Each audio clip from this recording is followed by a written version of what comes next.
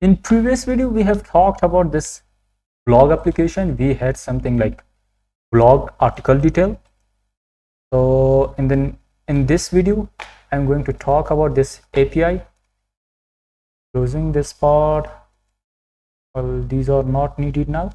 Okay, in this API application, we have something like article list, and now we will create something like article detail.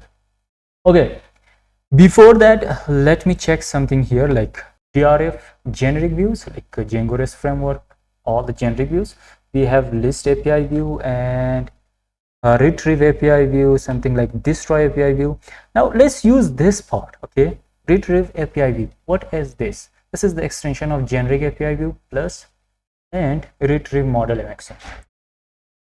Okay, I want to copy this here and I want to paste it here.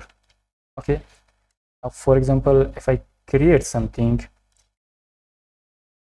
like article detail, okay, and I paste this here, same thing I will copy from here because we have the same serializer, we have the same query sets. Okay, nothing else needed, it just retrieve the API. Okay, now let's have it here and the URL. Okay, when I copy this part and I paste this, we have integer pk. Instead of this article list, we will have this article detail.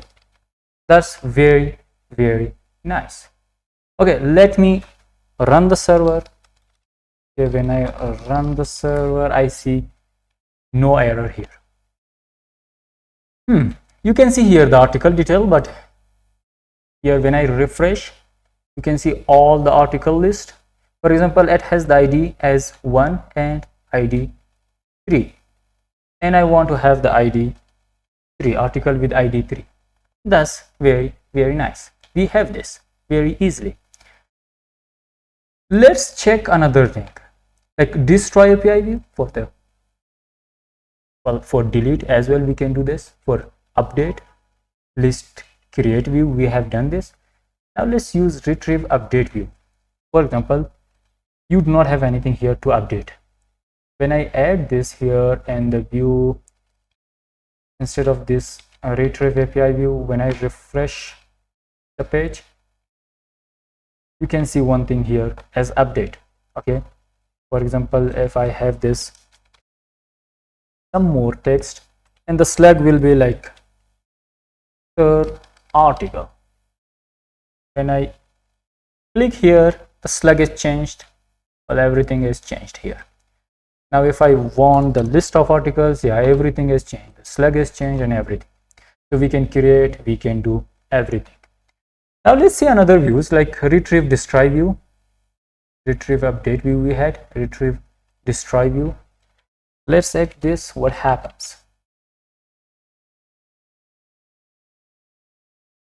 When I save this, there is no error, and I want the article 3. You can see one button here as delete button. When I click the delete, it will delete the article. Okay, that's very nice. That's it. Let's see one more thing, retrieve update destroy view. Okay, what happens with this? When I refresh this and I want the article 3, yeah, the delete button also added here, and one option as extra added here as update. I think the name is very descriptive. You can just name it like retrieve update destroy view. It has 3 functionalities like retrieve, it will retrieve the article, it will update the article, it will destroy the article. That's it. Anything which you have. Retrieve destroy, 2 functionalities. List create, 2 functionalities. Update API, 1 functionality. You can have all the things like this without any error or without anything which you should be worried about. Okay, that's it. In the next video, we will talk about a very important concept, and then